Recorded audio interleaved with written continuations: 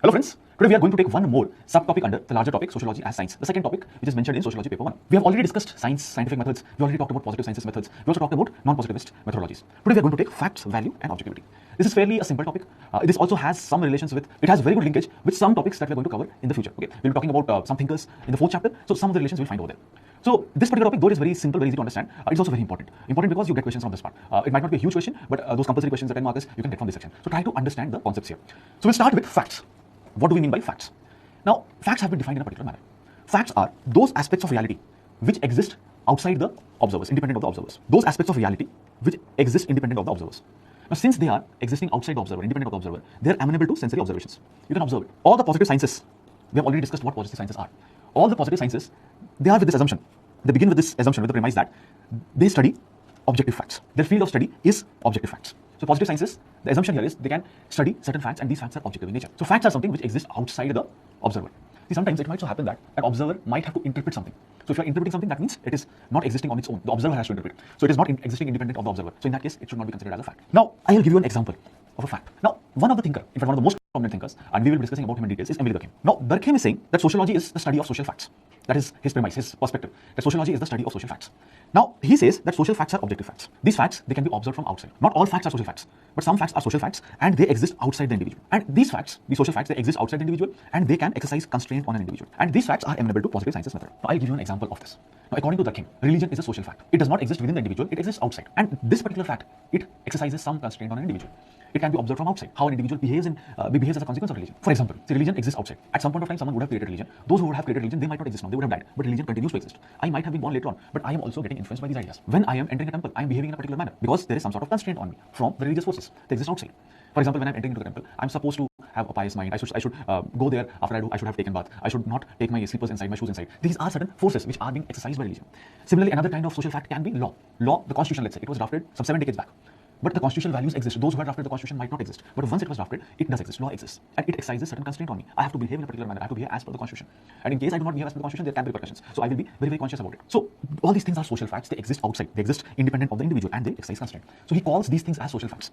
They can be observed independent of the observer. All these things, the understanding of Durkheim, the understanding of social facts will be even clearer when we start studying Durkheim. And we will be doing that. In fact, one of the 4 subtopics under Durkheim, the topic that is mentioned in the syllabus, is social facts. So keep this in mind. Social facts exist outside. They're not existing inside the observer. They're not existing inside that person. They're existing outside. And they can be observed from outside, and they are putting some constraint on the individual, on the actors. And Durkheim is also saying that all these things, the social facts, can be studied through positive sciences methods. And he has tried to study religion. He has tried to study suicide. It was considered that suicide is a very personal phenomenon, but he somehow finds mechanism by which he is studying suicide, and he finds out the reason for suicide. He's classifying suicide. So the point here is we should understand what is social fact, how it is different from other facts because it exists outside and it exercises some constraints, and it can be studied through positive sciences method. Now, this particular concept has been criticized. The interactionist tradition, for example, thinkers like Weber, Mead, Blumer, they have criticized it. They do not agree with this notion. Now, they feel that when you are observing things from outside, these observable aspects, outwardly observable aspects, they only talk about one part of the story. They do not talk about all the parts of all the aspects of the story. They will only focus on one aspect.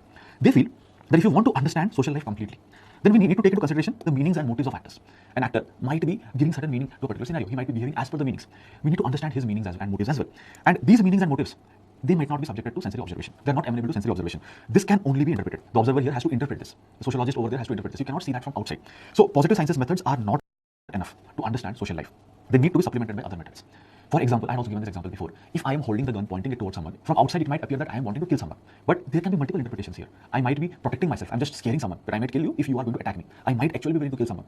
Attack can be there, defense can be there. Also, I might just be holding the gun to see how powerful I feel. Another example I can give you is, if let's say there is a maid servant and she is working in someone's place who is quite wealthy, who is quite rich. The lady in that house, she has kept her ornaments outside. Maid enters into that room in which these ornaments are lying. Now the maid might tie those ornaments and she might be holding those ornaments and she might be standing in front of the mirror or near the mirror. Now, there can be multiple interpretations to this. If someone observes this from outside, he or she might feel that maybe this maid is trying to steal this. But there can be other interpretation.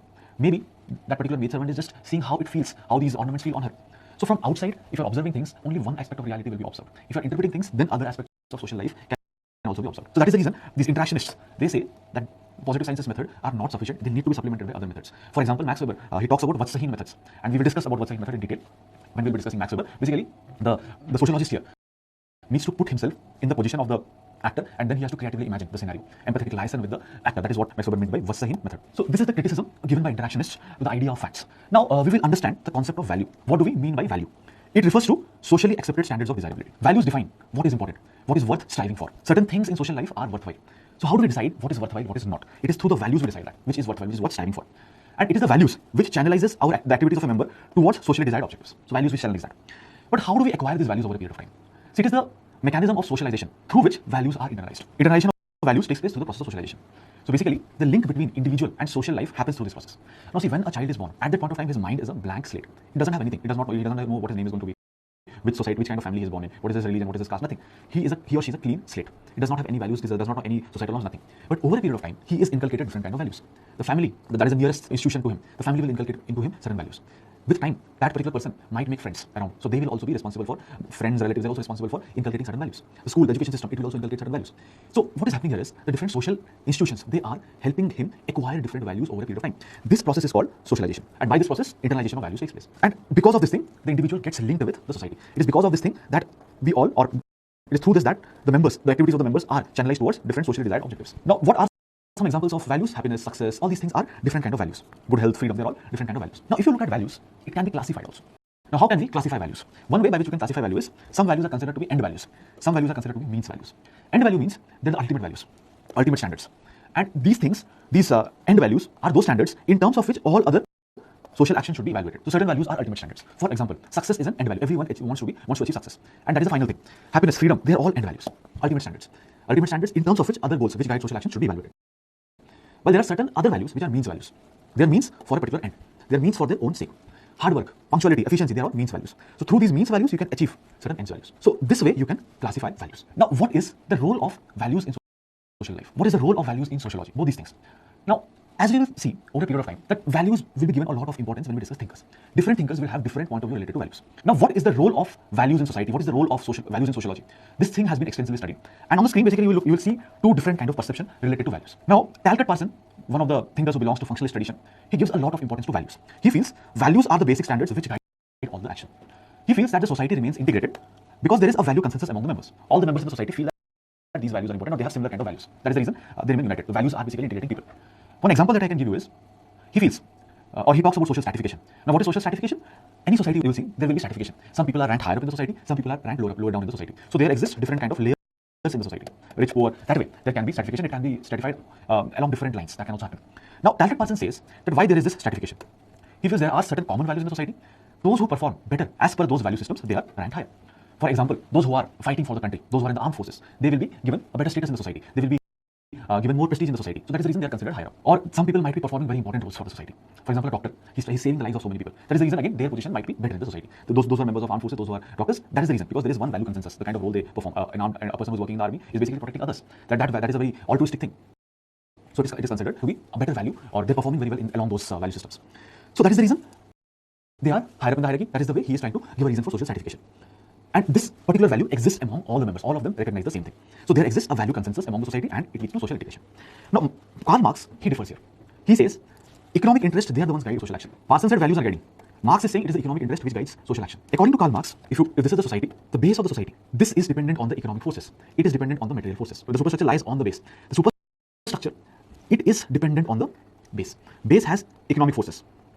And he feels values are here at the top. The religious values, political values, all are here. And he feels these values are nothing but things which legitimize the pursuit of economic interest. So at the base lies the matter. Values just try to legitimize interest. For example, the values that will be prevalent in feudal society will be different. Values which are prevalent in capitalist society will be different. And why these values are changing? Because the matter, the economic forces, they have changed. The technology has changed. The relationship for production has changed. The means of production has also changed. So values are nothing but factors which legitimize pursuit of interest, and they are basically dependent on economic interest. So two opposite points of view. Karl Marx is talking about primacy of economic interest. Talcott Parson is talking about primacy of values. So whether economic interests are prime or values are prime, that is the debate. But whatever be the case, both of them are intimately related, and both of them are playing very important role. Values play a very important role in shaping our interest. So keep this in mind: how values can shape economic interest, and economic interest can also shape values according to different theories given by opposing thinkers. Next thing we discuss is objectivity. What is objectivity? Now, objectivity is that frame of mind which does not have any prejudices, preferences, predilections. And because it does not have any prejudices, preferences, predilections, the collection and analysis of data for analysis of social phenomena is not contaminated. An objective frame of mind. No prejudices, no preferences, no predilections. So collection and analysis of data for social studies is not impacted. So it is a frame of mind so that prejudices, preferences, predilections of the social scientist do not contaminate the collection and analysis of data. So social scientists should ideally have objectivity when they are going for any research. Scientific investigation should be free from all these prejudices. Prejudices of race, color, religion, sex, ideological biases. That is objectivity. Now we will see some instances how some of the important thinkers, how some of the sociologists, they have tried to ensure an objective study of social life. So Emily Durkheim, what he's trying to do. Emily Durkheim, he said that sociology is all about studying social facts. These social facts, they exist independent of the observer, they can be observed from outside, and these social facts, they can have a constraining impact on the actors. Now, how do we ensure objectivity? So what Durkheim is saying is, Durkheim actually devised certain rules. He found out certain procedure, and all these things have been tabled down under rules of sociological method. Now he's saying, when you are observing any social fact, you should remove all the preconceived notions. If you're trying to understand society, if you're starting some social research, all preconceived notions should be removed. And social facts, they should be treated like things. Just like in natural sciences, what the field that you're trying to study, you're treating it as things. Same thing is applicable here as well. For example, when Durkheim is trying to study suicide, so at that point of time, there were many preconceived notions about suicide. For example, climatic factors can impact suicide. Also, people who are from certain races, they are more prone to commit suicides. He's collecting all the data now. He's forgetting all these commonsensical notions. He's rather collecting the data and he's analyzing the data. Whether the rate of suicides are more during the winters, whether the rate of suicide is more among certain communities, whether suicide is more among people who are having some sort of mental illnesses. And then he is finding out what can be the possible reasons of suicides. He also trying to classify suicides. But he is first refuting all the preconceived notions. When he is studying religion, again he is doing the same thing. At that point of time, there were many preconceived notions about religion. What is religion? Religion is the worship of spirit, religion is the worship of nature, religion is the worship of supernature, religion is the worship of God. He's trying to refute all these things. For example, if religion is the worship of spirit, it seems something like an illusion. If religion is worship of the nature out of fear, it seems religion is something like hallucination. But religion has a lot of personal meanings. If religion is the worship of God, then Jainism, Buddhism, they are not religion because they are atheistic. They do not have a concept of God. So all the commonsensical notions that existed, all the preconceived notions that existed, he is removing that. And then he proceeds with the study of religion. So rules of sociological methods tries to mention the steps, and it also tries to make the study of society as objective as possible. Now Max Weber, he is also trying to make sociology as objective as possible, and he's saying that sociology must be value free. That is what we need to do. A sociologist should not propagate certain values. He should not pass evaluative judgments. If he's collecting data, he should not make moral judgments on the data that he has collected. He should try to understand his own values. He should acknowledge that these are his own values. Or making this discipline value free might not be easy. It might be extremely difficult, might not even be possible. So in that scenario, what a sociologist can do is, a sociologist can be value frank. At least he can explicitly mention these are his values, so that the reader knows what reader knows, and accordingly they can also make their own interpretation. But he envisages it as a value free discipline. Now A.R. Radcliffe Brown, he also tries to make it objective. He says that whenever a sociologist is trying to understand society, they should remove all the ethnocentric and egocentric biases. They might have their own bias, so they should remove all these things. Biases on the basis of ethnicity. These kind of biases can be there. See, previously what used to happen was people used to think that the primitive societies are bad, they were savage, they were barbaric. You're assuming that beforehand. So these kind of biases should not be there. Similarly, Malinowski, he's advocating cultural relativism. Before Radcliffe Brown, Malinowski, there were some thinkers. For example, thinkers like Tyler and Fraser. So they had studied many of the primitive societies, many of the tribal societies, and they had found out they could not understand many of their practices. For example, the practice of magic, why magic exists among these societies. Now, these thinkers, they said that since these primitive communities, primitive societies do not have the ability to think logically, they have a pre-logical state of mind, that is the reason they are believing in magic. So here there is a bias. You are assuming that whatever practice they are having, it is illogical, and their mindset is illogical. Malinowski says that it might not be illogical. Magic can have some significance for their life. They do not have sufficient science, they do not have technology with them. So they might be practicing something which can be positively impacting them. For example, Malinowski observed that certain fishing communities, some tribals, when they go for fishing to the deep seas, they ask some priest to carry out some rituals, some magic practices. See, when they're going to the deep seas, they're at the mercy of the nature. They might return, they might not return. You don't know what will happen. And they do not have the technology at that point of time to battle the storms in the high seas. So that is the reason they're going for magic. And this magic might not actually change the reality, but it gives them some sort of confidence. It might relieve the anxiety. So the other thinkers, Fraser, Tyler, would have called that magic is illogical. Magic is reflective of a pre-logical state of mind. Logic has not developed in their mind. But Malinowski sees in magic a reason why they have magic. He feels that because it relieves their anxiety, relieves their stress, they conduct these things. So what Malinowski said was, you should go for cultural relativism. That means you should find out why this particular practice is prevalent. It might be fulfilling certain needs of the society. So look at those features relative to that particular culture. So he's also trying to bring about some objectivity. You should not be biased. So different thinkers have tried to bring in objectivity. But objectivity, complete objectivity, is still that illusory goal. It is very difficult to have complete objectivity. What can be the reasons why having complete objectivity is difficult? Now, the first thing here, research itself is guided by a certain viewpoint. From that viewpoint, you start researching. And when we say viewpoint, the root word here is view. That means some subjectivity is there itself. Also, the very choice of the topic, it also can reflect the personal preference, ideological bias of the researcher. Why did he choose this topic? Why did he not choose other topics? There are so many things that can be studied. But why does the thinker, why does the sociologist, social researcher is choosing this particular topic? So that can also lead to subjectivity. Apart from that, subjectivity creeps in at different points of research. At the time of formulation of hypothesis, subjectivity might be there. Subjectivity can also be there at the time of collection of empirical data. When you're trying to collect empirical data, you can go for different methods. For example, you're going for, let's say, participant observation method. What is this method? In this method, the social researcher, it goes and stays within his subjects. And in this process, it might so happen that that person can get biased in favor of the group. He's not part of the group. So there can be subjectivity. Sometimes subjectivity can also be there due to field limitations. We'll look at some of the examples. It might not be easy. Because the area of study is such, because of which subjectivity might creep in. We'll look at certain examples, certain studies which point to this factor. So there have been different studies. For example, Professor Swab, he studied some 400 scientific papers, and he finds out that the choice of the topic is based on personal preferences. It is guided by the circumstances, and it is also guided by personality factors. So the choice of the topic is not objective, it is subjective. Ideological biases can be there because of your own education and your own training. There is one village in Mexico, Tepoztlán. It was studied by two thinkers at the same point of time, more or less same point of time. One thinker was Robert Redfield. Now, he belongs to the functionalist tradition. In this functionalist tradition, they basically assume that society has certain functions to be fulfilled, and society is divided into smaller parts. These smaller parts basically perform certain functions by which the needs of the society can be fulfilled. So Robert Redfield is studying this thing, and he feels that there exists complete harmony between the groups in the villages. So there are certain needs for the society, there are different groups in the society, they are fulfilling the needs of the society. Now Oscar Lewis, he is also studying Tepoztlán in Mexico, almost at the same time. And he feels that the society is conflict-ridden. The village is conflict-ridden. Now Oscar Lewis, he belongs to the conflict approach, he's a Marxist thinker. Now again, how Marxist thinkers visualize society? They visualize society through conflicts, how conflicts are integral to any society, and how through conflict society changes from one phase to another. So since he is belonging to that conflict tradition, he is impacted, his education and training would have impacted him. That is the reason he is observing the society in a different manner. So Robert Redfield is analyzing it in a different manner, Oscar Lewis is analyzing it in a different manner. Sometimes how you collect the empirical data, that can also lead to subjectivity. For example, already I have mentioned this, if you are going for participant observation method, that means you are basically staying within the group you are trying to study. In that case, nativization might take place. You might become a native over there, so you might feel like a native. So it can lead to bias in favor of the group. You're biased in favor of the group. See, in participant observation method, the social scientists can impose their own values, their own prejudices. For example, if a social scientist is trying to study society in India, see, in India there is a lot of prejudices against certain sections. For example, Dalits. Dalits have been considered untouchables for a very long time. So they are now in some areas now also there will be bias against them. So in general there is a bias. So if a social scientists are also members of the society, they might also have a bias. So if they are going for non-participant observation method, then this bias can impact their study. Similarly, in countries like US, there is bias against certain sections. For example, there is bias against the blacks. So that can also impact the studies. So these prejudices, their own values can impact the studies. In case of interviews also this might happen. The questions are framed in such a manner that the answers can be leading answers can be leading questions. So that can also create problems. It also depends a lot on the context of the interview, what kind of interaction is there. It also depends a lot on the rapport that exists between the person who is interviewing and who is getting interviewed. Sometimes there can also be field limitations which can reduce the objectivity. There is this very prominent study by Andre Mete. He studied the Sripuram village in Tanjore, in Tamil Nadu.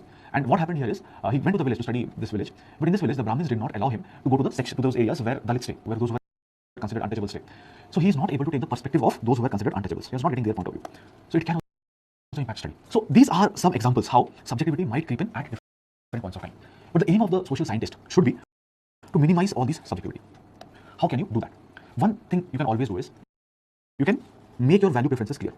You should be value frank, so the reader can decide on his own. Another thing that can be done is, you should have highly skilled and trained research workers. They know at what point of time value can get contaminated, how to avoid contamination of values, contamination with values. So if you are skilled enough, you are trained enough, you can do that. Another thing can be done is, you can go for various methods, try various methods on the same subject, and then you should cross-check the results. Ideally, it should be same. The results you should obtain, it should be related to each other. And in case you faced any field limitation, you should state that. Or else only one dimension will be reflected in your research. So that field limitation should be explicitly mentioned. This way, you can reduce subjectivity, it can be more objective. Can sociology be a value-free science? Now, what is sociology trying to study? It is basically trying to study social behavior. But all social behavior are guided by certain values. A sociologist is doing social research. Now, this social research is also a kind of social behavior. How is social behavior? When a sociologist is trying to do social research, he is basically guided by the value that we have to add to the body of knowledge. This is a quest for knowledge. So that is also a value. So sociology cannot be a value-free science. It cannot be. Max Weber, he said we need to make sociology value-free. But when he's saying that we need to make it value-free, what he means is we need to make it, or sociology must confine himself to value relevance. That means he should be value frank. He should be aware, he should acknowledge his own values. He should be aware of his own values. He should not be propagating values. So he should explicitly mention what are his own values. So this is what he tries to mean here when we say it is value-free. So we saw that at different points of time, at different points of social research, subjectivity can creep in. It can be at the time of deciding on the research topic, can be at the time of formulation of hypothesis, can be at the time of collection of data, analysis of data. There can also be field limitations. Now the question here is, how can sociology be value-free, or can sociology ever be value-free? Now what is sociology trying to study? Sociology is basically studying social behavior. But all social behaviors are guided by certain values. Social research is also a kind of social behavior. It is also guided by a certain value. What is the value here? You are basically searching for true knowledge. That is what a social researcher is trying to do. Search for true knowledge. It is also a value. Thus, sociology, which is the search for true knowledge, which is guided by the search for true knowledge, can never be value-free. But what we can try to do is, we can make it value neutral. We can seek value neutrality. We can reduce subjectivity. We can seek value neutrality. What we can do in this? So, sociologists should exclude all ideological non-scientific assumptions from research. They should not have these assumptions in place.